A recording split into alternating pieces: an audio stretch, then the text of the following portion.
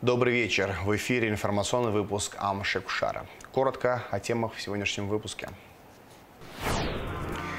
14 лет назад не стало второго президента Абхазии Сергея Багапш. Память Сергея Васильевича почтили в селе Джгарда. В Агу прошла встреча со студентами, где говорили о работе по поиску пропавших без вести в Отечественной войне народа Абхазии. В рамках Дней Нижнего Новгорода в Сухуми стартовал международный инклюзивный форум городов-побратимов «Ритм Абхазии». До 30 мая жители и гости столицы могут посетить уникальную выставку, посвященную мозаичному искусству Абхазии.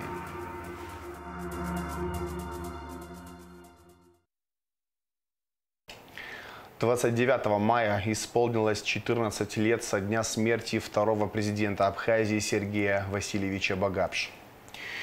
При Сергее Багапш была восстановлена юрисдикция абхазского государства в верхней части Кадорского ущелья, контролируемого после войны грузинскими властями. Именно при нем состоялось официальное признание Абхазии как суверенного и независимого государства России 26 августа 2008 года, а затем Венесуэлой, Никарагуа, Науру и Тувалу. Память второго президента Абхазии Сергея Багапш почтили в селе Джгарда. В церемонии возложения цветов приняли участие президент Бадра Гунба, премьер-министр Владимир Делба, посол России в Абхазии Михаил Шургалин, члены правительства, депутаты парламента, представители общественности. В день смерти второго президента Абхазии в его родное село Джгарда, где он похоронен, со всех концов Абхазии приезжают люди.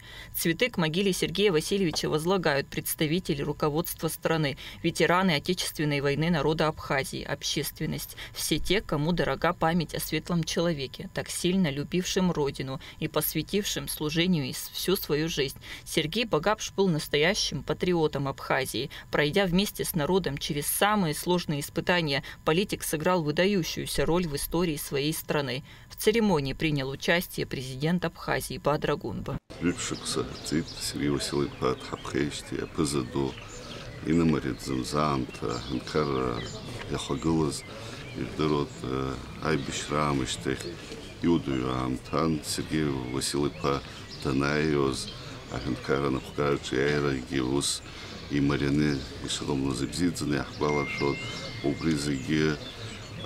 Дарьяина, Ажлара, Гурагара, Ярайнук зала Гима на советом вчера аус Нива Зома, Чимчира аус Нива Зома, Яра Тейпш, Яра Ижларз, Има Загубалара, Инук зала Гирейну Балон, Ипстазарат Магину Бала, Ратвихан, Убрягана Хелахампада, Эхе Дары, Ратшую, Дезгалазар, что Ахаткуми Тао.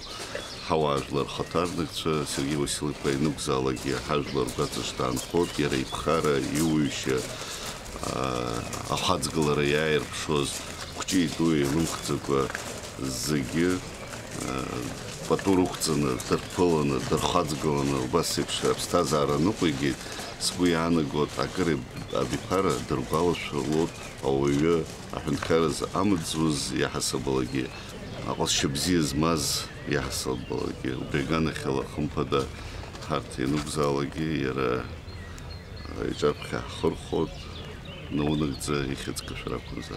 С именем Сергея Багапш навсегда связано восстановление государственных границ Абхазии и международное признание независимости нашей страны, установление межгосударственных отношений с Российской Федерацией и другими странами. Мастер политического компромисса, серьезный и вдумчивый, и в то же время при всем своем высоком положении Сергей Багапш никогда не давил авторитетом. Был всегда открыт, внимателен к чужому мнению. Он был доступен, прост и человечен. Сергей Васильевич всегда говорил: «Для меня самое главное так отработать свое президентство, чтобы перед самим собой не было стыдно».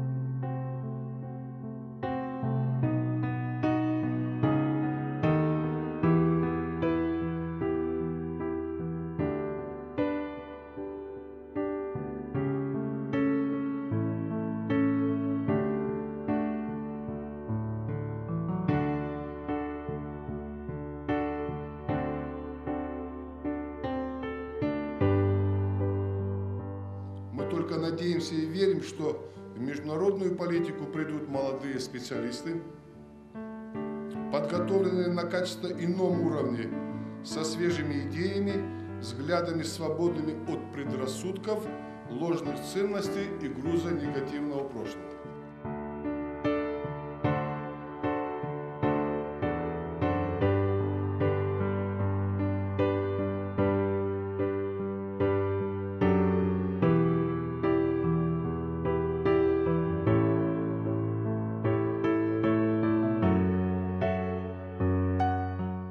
Собравшиеся делились воспоминаниями о Сергее Багапше, подчеркивая его личные качества и вклад в развитие Абхазии.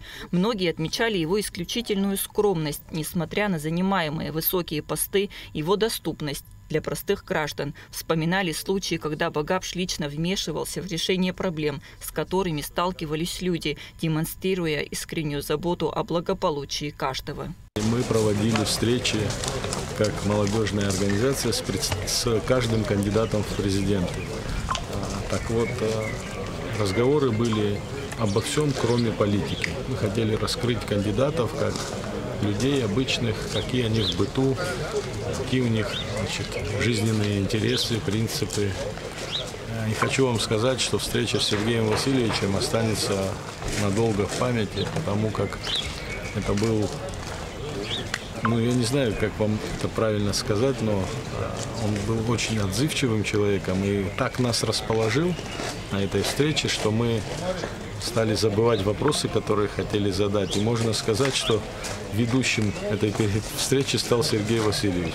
Особое внимание было уделено роли Багапш в период становления независимости Абхазии. Участники вспоминали его решительные действия по защите суверенитета республики и его усилия по признанию Абхазии на международной арене. Подчеркивалось, что именно благодаря его дипломатическому таланту и умению находить компромиссы удалось добиться значительных успехов в укреплении позиции Абхазии в мире. Несомненно, дело Сергея Багапш будет продолжено. Его идеи, принципы будут служить ориентиром для будущих поколений абхазских политиков и государственных деятелей. Память о нем будет жить в сердцах тех, кто знал его, и в истории Абхазии как символ мужества, мудрости и преданности своему народу. Кундашова, Анатолий Малания, Абхазское телевидение. Президент Бадра Гунба подписал указы о назначении заместителей председателя СГБ Абхазии. Первым заместителем председателя СГБ назначен Алхас Чичба. Заместителем председателя СГБ назначен Виталий Гунба. 7 лет дружбы. 29 мая 2018 года Сирия официально признала независимость Абхазии. Этому результату предшествовала большая работа МИД республики и посольства Абхазии в России и других ведомств. В этом же году были подписаны первые межгосударственные и межправительственные соглашения и открыто посольство Абхазии в Дамаске. Вопросы, связанные с окончанием учебного года и развитием системы образования, обсудил премьер-министр Владимир Делба с министром просвещения Ханой Гунба. На встрече также речь шла о порядке комплектации начальных классов образовательных школ. По информации министра, на сегодняшний день в некоторых школах количество детей превышает допустимую норму. Особо остро это ощущается в столице. Премьер-министр поручил представить предложение по совершенствованию системы дошкольного, общего и среднепрофессионального образования. Подготовке личного состава УВД Гагарского района к летнему курортному сезону посвящалось выездное совещание, которое провел вице-премьер-министр внутренних дел Роберт Киут. Подробности в материале пресс-службы МВД. Вице-премьер-министр внутренних дел Роберт Киут провел выездное совещание в Гагарском районе по подготовке личного состава управления внутренних дел к курортному сезону 2025 года. В совещании принял участие первый заместитель министра Руслан Ажиба. Начальник УВД Денис Айба доложил текущую статистику за 5 месяцев работы. Так, всего в Гагарском районе с января по май зарегистрировано 46 преступлений, раскрыто 38%. Раскрываемости составляет 82,6%. 0,2%. Из 46 зарегистрированных преступлений в текущем периоде времени тяжких 15 преступлений, из которых уже 10 преступлений раскрыто. Министр сделал ряд замечаний, касающихся работы блока криминальной милиции. В этой связи принято кадровое решение назначить первым заместителем начальника УВД по Гагарскому району Тихона Ардзенба. Далее вице-премьер-министр внутренних дел Роберт Кют посетил отдел милиции в поселке Цандрипш УВД по Гагарскому району. Работу личного состава, в частности руководство отделения, Кют назвал неудовлетворительной, в связи с чем милицию в Цандрипше возглавил новый руководитель. Временно исполняющим обязанности начальника стал Тимур Буганба. Роберт Кют также проинспектировал работу линейного отдела милиции на железнодорожной станции Гаграл УВДТ МВД. Он отметил, что ежегодно растет поток туристов в республику. Идет развитие железнодорожной инфраструктуры. В этой связи повышаются требования к работе личного состава транспортной милиции Министерства внутренних дел. Далее министр внутренних дел Абхазии Роберт Кют проверил уровень организации, обеспечения общественного порядка и соблюдения правил парковки на территории, прилегающей к контрольно-пропускному пункту ПСОУ. Министр отметил, что соблюдение законности и правопорядка на приграничной территории – это показатель республики для каждого приезжающего гостя, и никакие субъективные обстоятельства не могут быть поводом к нарушению установленных правил. Подразделения МВД будут продолжать профилактические рейдовые мероприятия, проверять у водителей документы на право осуществления пассажирских перевозок, не допускать к управлению автомобилями водителей в нетрезвом состоянии и контролировать исполнение правил парковки и стоянки автомобилей, частных такси, так и общественного транспорта. Развитие регионов юга России связано с развитием ближайших дружественных стран Абхазии и Южной Осетии. Об этом сказал в интервью гендиректору ТАСС Андрею Кондрашову на Кавказском инвестиционном форуме вице-премьер России Александр Новак. К примеру, после открытия Сухумского аэропорта туристы, которые приезжают в Сочи или в Абхазию, могут прилететь как в Сочи, так и в Сухум. Это направление будет развиваться, пояснил вице-премьер. В этом году Кавказский инвестиционный форум перестал быть Северо-Кавказским форумом. К нам приехали в гости президенты Абхазии и Южной Осетии. Я знаю, что в кулуарах вы с ними уже успели поговорить. Откройте секрет. О чем? Ну, во-первых, это наши дружественные страны, партнеры, и они наши соседи. Поэтому, конечно, развитие наших регионов Северного Кавказа не замыкается только на собственном развитии. Это в любом случае как сотрудничество внутри страны между регионами, так и сотрудничество с близлежащими своими соседями. Тем более, что мы с ними граничим. Поэтому, конечно, туристы, которые приезжают в Сочи или в Абхазию, они могут спокойно пересекать границу и могут прилетать как в Сочи, так и теперь уже после того, как был реализован проект по строительству аэропорта в Сухуми, сейчас могут самолеты туда летать. И это направление будет развиваться. Мы обсуждали с нашими друзьями, с нашими партнерами, в том числе и вопросы развития этих регионов, вопросы взаимного сотрудничества между нашими регионами, то есть развитие сельского хозяйства, взаимные поставки, например, продукции. У нас единая энергетическая инфраструктура, поэтому развитие наших регионов сопряжено также с развитием и Абхазии, и Южной Осетии. Очень много вопросов. Вот, и я рад, что нас посетили такие почетные гости, президенты Южной Осетии и президент Абхазии. Мы провели плодотворные переговоры сегодня. Председатель Союза журналистов Абхазии Руслан Хашиг выразил благодарность руководителям российских телекомпаний за информационную поддержку празднования 80-летия со дня рождения первого президента Абхазии Владислава Ардзенба. Союз журналистов Абхазии высоко ценит российско-абхазское информационное сотрудничество. Традиции, заложенные еще в период Отечественной войны народа Абхазии, в эти дни получили очередной импульс и вышли на новый уровень развития, говорится в письме Руслана Хашиг. Команда Абхазии в составе более 80 человек прибыла в образовательный центр «Синеж» для участия в финале конкурса управленцев. Участники в течение 3 дней будут проходить интенсивные занятия, направленные на развитие управленческих навыков. В рамках программы запланированы различные темы, такие как стратегическое планирование в условиях глобальных вызовов, эффективность и безопасность интернет-коммуникации в государстве и обществе и многое другое. Кроме того, участники примут участие в групповых проектных работах. Команду Абхазии встретили радушно, традиционно с хлебом-солью, народными песнями и плясками. Во второй день программы заместитель руководителя администрации президента Сергей Кириенко прочитал лекцию на тему «Настрой команды Абхазии на образовательную программу кадрового резерва и 10 принципов эффективного руководителя». Движение «Матери Абхазии за мир и социальную справедливость» и миссия Международного комитета Красного Креста в Абхазии провели встречу со студентами АГУ, где говорили о деятельности миссии, в частности по поиску пропавших без вести во время Отечественной войны народа Абхазии. Алика Трапша скажет подробнее. Работа по поиску пропавших без вести ведется с начала Отечественной войны народа Абхазии. В 1994 году была создана Государственная комиссия при президенте республики. Комиссия начала составлять базу данных о пропавших во время боевых действий людях, в том числе и военнослужащих абхазской армии. Были опрошены сотни свидетелей, изучены архивные материалы судебно-медицинской экспертизы Сухума и больниц Абхазии.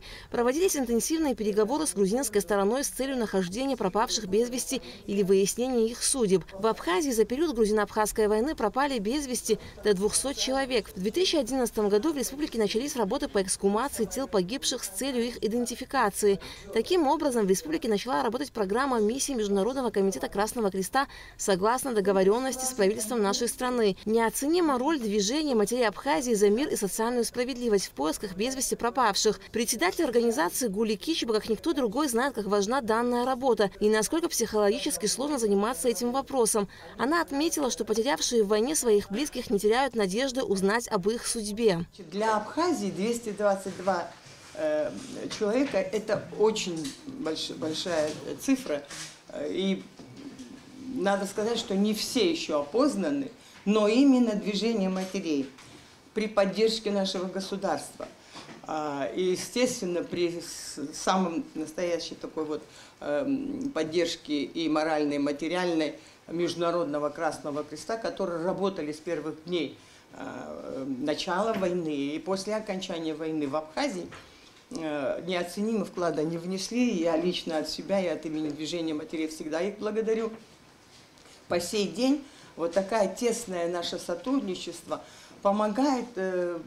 Ну, они выполняют свою работу, ищут останки, а мы морально поддерживаем тех, ну и кто уже опознаны семьи, тоже нуждается в психологической поддержке, и те, которые еще, родители, которые еще ждут, тоже. Благодаря проделанной работе за прошедшие годы останки около 50 бойцов были идентифицированы и переданы семьям. В списках еще более 100 человек. Работа по поиску пропавших без вести будет продолжаться, отметил заместитель главы миссии МККК в Абхазии Борис Казанба. На встрече со студентами присутствовали и семьи пропавших без вести. Аида Хунели рассказала о своем 17-летнем брате Эдуарде Хунели, участнике Отечественной войны народа Абхазии, который пропал без вести 17 сентября 1993 года в Сухумском районе. Он был с БМПшниками, и рядом с ним всегда был Юра Куригба. Это взрослый человек, он был там, ну, мне сейчас кажется, что 40 человек это не так взросло, но по сравнению с этими мальчишками он был как бы постарше. И в момент, когда Эдик прибегает, Юра сидит, обедает, подбегает Эдик, говорит: я пойду, вот ребята сейчас выезжают, там Блиндава куда-то, я с ними. Он говорит: не надо, оставайся. Нет, нет, нет, вот они едут, и я с ними. Ну ладно, говорит он, и едет с ними. Так получилось, что БМП обстреляли, резко развернулись, они возвращаются. Позже мне говорили, что все ребята, которые были в этом БМП, говорили, что они видели Эдика. Мы все вместе вернулись. Мы предполагаем, что Когда Эдик не обнаружил Юру, он пошел его искать.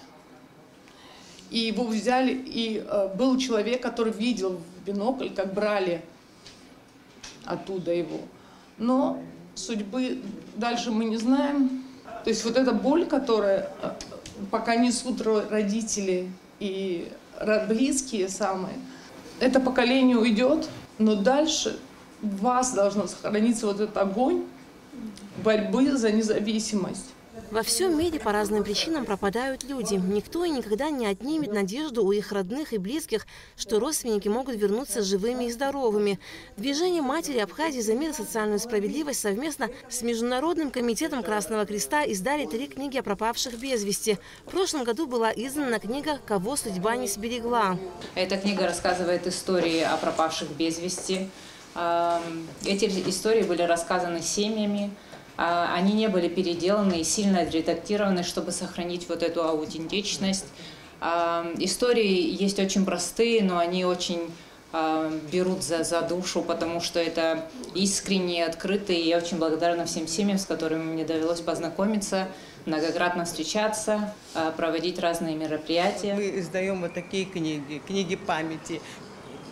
Здесь, кстати, не о боевых каких-то его пути, а о том, каким он мог стать, какие они могли бы стать художниками, писателями, учеными, инженерами. Это все мы хотели студенчеству как бы показать, чтобы я больше чем уверена, что они такие же с чувством, с долгом относятся к нашей истории, к нашему прошлому.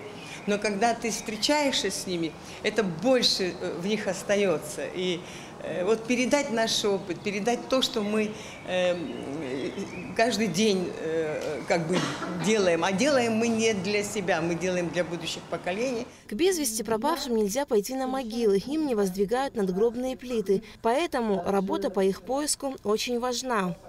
Алька Трапшнала Шинджери, Камила Джопуа, Абхазское телевидение. В Сухуми стартовал международный инклюзивный форум городов-побратимов «Ритм Абхазии». Событие объединило более 150 участников из России, Абхазии, стран СНГ и стало частью более 60 совместных мероприятий в рамках Дней Нижнего Новгорода в Сухуми.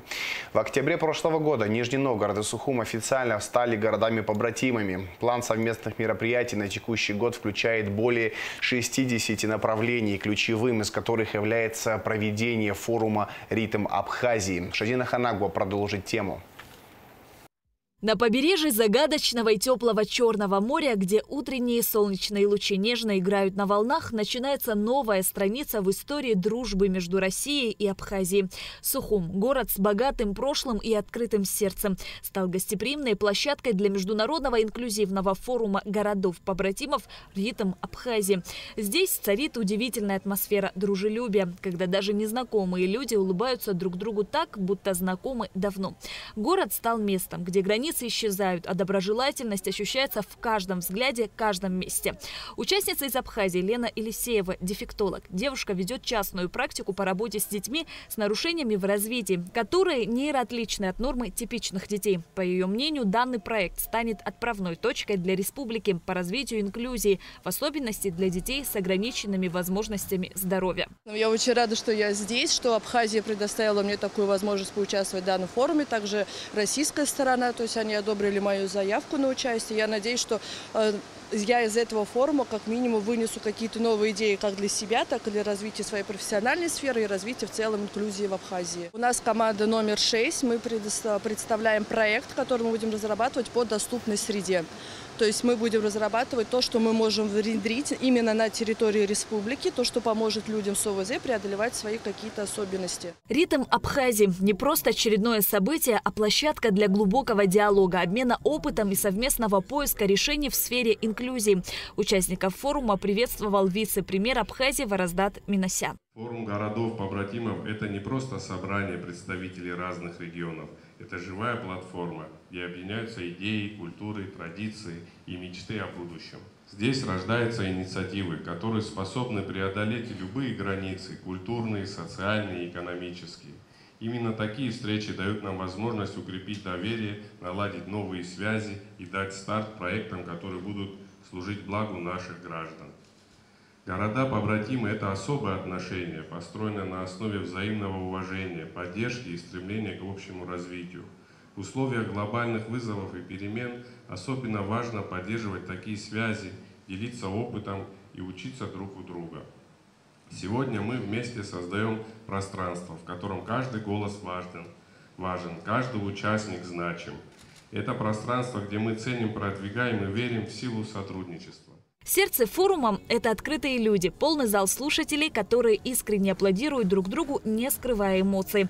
30% участников имеют инвалидность и приехали в Сухум с готовностью создавать новые проекты и менять жизнь к лучшему.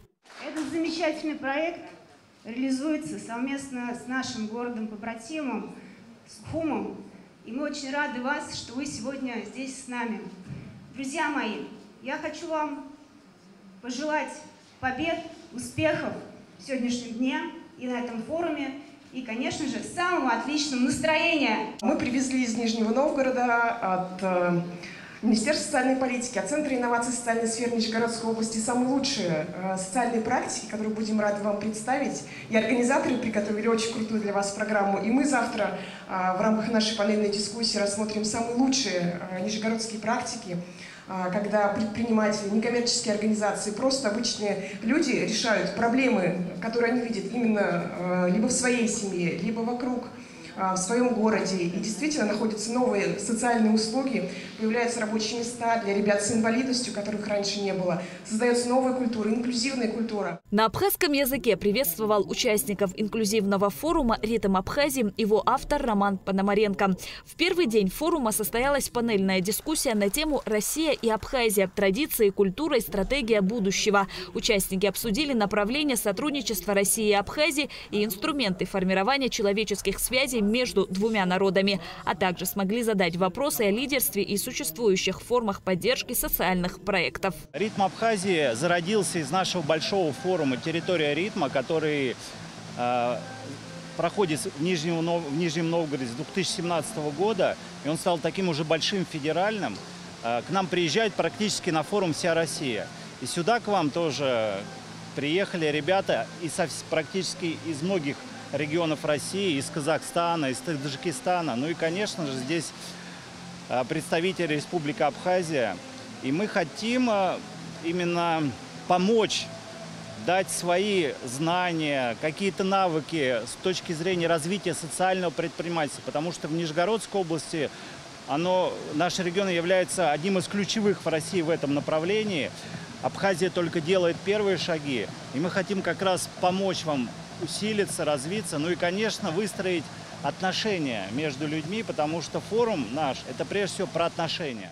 За 4 дня 10 команд создадут проекты в сферах цифровой инклюзии, доступной среды, инклюзивного образования, социализации и адаптации участников СВО, поддержки занятости людей с инвалидностью и ОВЗ. Также участники пройдут мастер-классы и лекции от спикеров в области бизнеса, социального предпринимательства и успешных руководителей. Ритмовцы научатся защищать и эффективно продвигать свои проекты перед инвесторами, представителями государства и в медиапространстве, внедрять их в практической жизни. Моя команда – это 10 человек. 10 по 10 – 100 человек. И плюс наставники, и плюс организаторы, всего порядка 150 человек. И мы все взаимодействуем между собой для того, чтобы участники точно не потерялись и вышли с ритма с решенными задачами. Сюда приехали люди не гулять и не отдыхать, как бы весело здесь не было. Мы здесь работаем для того, чтобы выйти отсюда с эффективным, готовым социальным проектом, который можно внедрить в жизнь прямо завтра. Энергия форума – это эмоция сопричастности, когда вера в лучшее и желание действовать захватывают каждого присутствующего, вдохновляя творить перемены, строить мосты дружбы и нести свет инклюзии дальше в сердца городов и людей. Шазина Ханагу, Инал Гвинджи, Абхазское телевидение. Стенды с видами старого Нижнего Новгорода, старинные открытки с видами Абхазии, фотографии Максима Горького с друзьями, его путешествия по Кавказу, в том числе и по Абхазии. В Абхазском драмтеатре открылась выставка «Рождение человека». Экспозиция получила название по одноименному рассказу Максима Горького. Произведение было написано на основе тех событий, которые он пережил недалеко от Ачамчиры, на берегу реки Кодор, где ему пришлось принять роды у женщины. Посетителям выставки был также показан фрагмент спектакля «Рождение человека». Это одно из мероприятий в рамках Дней Нижнего Новгорода в Сухуми. В Абхазском государственном музее открылась фотовыставка нижегородского деревянного зодчества. В экспозиции представлены фотографии уникальных образцов деревянной архитектуры. На снимках можно увидеть внутреннее убранство домов, копии костюмов, в которых ходили крестьяне в начале 20 века. Перед посетителями также выступил фольклорно-этнографический ансамбль «Светит свет», где прозвучали подлинные народные песни, собранные в многолетних экспедициях по российской глубинке. До 30 мая жители и гости столицы могут посетить уникальную экспозицию, посвященную мозаичному искусству Абхазии, которая открылась в здании бывшего ресторана «Белый парус» в Сухуми. В программе мастер-классы по разным техникам мозаики, лекции о советской мозаике и монументальном искусстве. Гугут Савардани расскажет детали. История мозаичного искусства в Абхазии насчитывает более 1500 лет. Еще в 1952 году под монастырским садом в Пицунде была обнаружена древняя мозаика IV века, которая украшала пол храма. Автобусные остановки, здания в городах республики украшены сюжетами из абхазских народных сказок и различными мотивами, связанными с национальным фольклором. Многие объекты входят в перечень историко-культурного наследия и нуждаются в реставрации. Так, за сохранение мозаичного искусства в стране взялась группа молодых и талантливых людей, у которых возникла идея проводить лекции, семинары на тему мозаик в Абхазии, восстанавливать мозаичные объекты и, конечно, проводить выставки, посвященные этой теме. В самом сердце столицы, на набережной Диаскуров, в здании бывшего ресторана «Белый парус», открылась уникальная экспозиция. Такая визитная карточка Абхазии, но, к сожалению, она как будто бы была немного забыта, а сейчас мы попытаемся ее в более современном формате вернуть, представить. И, естественно, есть определенная эмоциональная окраска этих объектов. Дело в том, что они были созданы в советское время, много из них было создано не только абхазскими экспертами, и, естественно, с этим тоже нужно работать, обдумывать, как с этим, как это все в современном мире применять, в современной Абхазии применять. Но очень много подобных примеров существует. Выставка, посвященная мозаичному искусству республики, это часть проекта «Абхазия мозаика», главная цель которого – привлечь внимание к местным мозаичным объектам и сохранить их.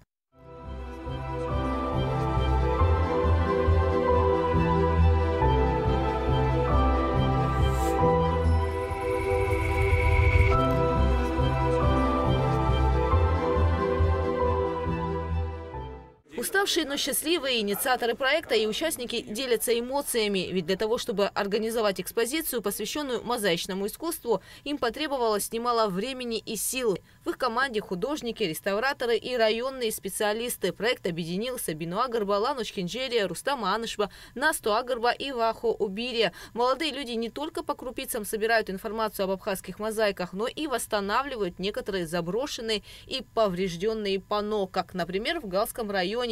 В этом деле ребят поддержала местная администрация.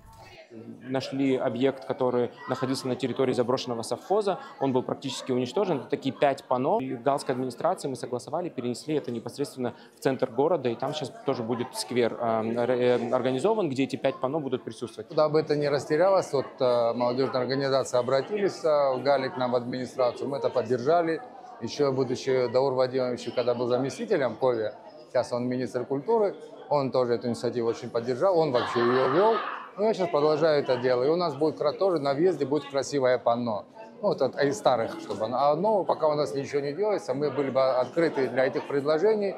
Если что-то придумается в Гальском районе, в городе Гал, мы бы это поддержали бы. Реставрируется мозаика и на автобусной остановке в поселке Бзыпта. Это одна из самых ярких и красивых мозаичных работ, спроектированных творческой группой художников и архитекторов в 70-е годы. Мы просто очень рады, что сейчас такой возрастает интерес к мозаикам, и люди открывают их для себя и начинают любить их, интересоваться ими, потому что нам кажется, у мозаик огромный культурный потенциал туристический, и мы надеемся, что дальше все больше людей будут ценить их, беречь и реставрировать. Проект «Абхазия Мозаика» состоит из двух частей. Первая – образовательная часть, в рамках которой проводятся лекции и конференции об истории и особенностях абхазской мозаики. Кроме того, планируется составление списка и карты мозаичных объектов Абхазии, их классификация для последующего включения в реестр охраняемых культурных объектов. Проект осуществляется при поддержке Абхазского фонда общественного развития «Амшра». Мозаики, которые сохранились в Абхазии, и они очень важны. И этот проект как раз выявил эту актуальность, эту востребованность. Это то, что не хватает сегодня в нашей жизни, потому что это часть искусства, это часть духовной жизни нашего общества. К сожалению, материально оно в последнее время очень сильно побеждает. Но если мы не будем сохранять вот эти ценности, то нашему следующему поколению уже придется вспоминать это только в рисунках или в каких-то книгах. И это печально. Поэтому фонд «Амшра» всегда отзывчив на такие важные социальные проекты. На выставке можно не только узнать о мозаичном искусстве в Абхазии, но и полюбоваться снимками, картинами, небольшими панно и даже подержать в руках смальту, из которых сделано большинство мозаик. Дети могли собрать большой пазл. На этой стене зашифрована мозаика. Посетители выставки смогут ее отгадать, если возьмут стикер с номерком из ящика и наклеют ее на такой же номерок на таблице.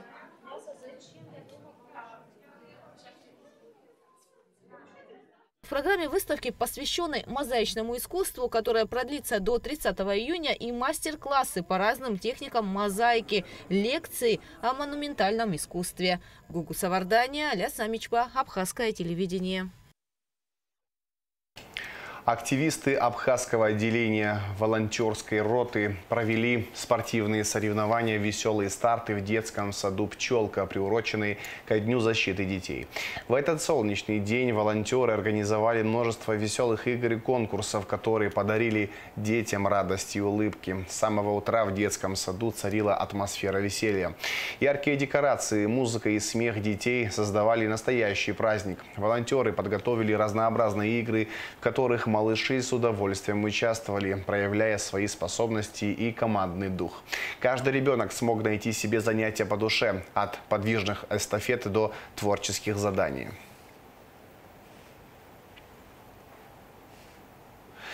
30 мая с часу ночи до 18 часов в связи с проведением ремонтных работ будет прекращена подача воды в некоторых районах Сухума. В новом районе, Старом поселке, на массиве Гумиста, улицах Эшба, Семерджиева и Трапш.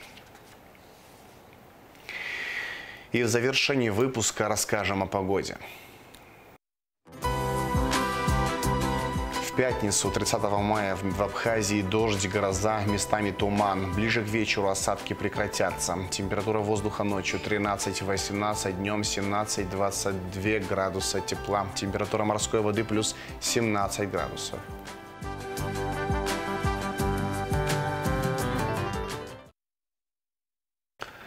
На этом информационный выпуск Амшевшара подошел к концу. Всего хорошего. До свидания.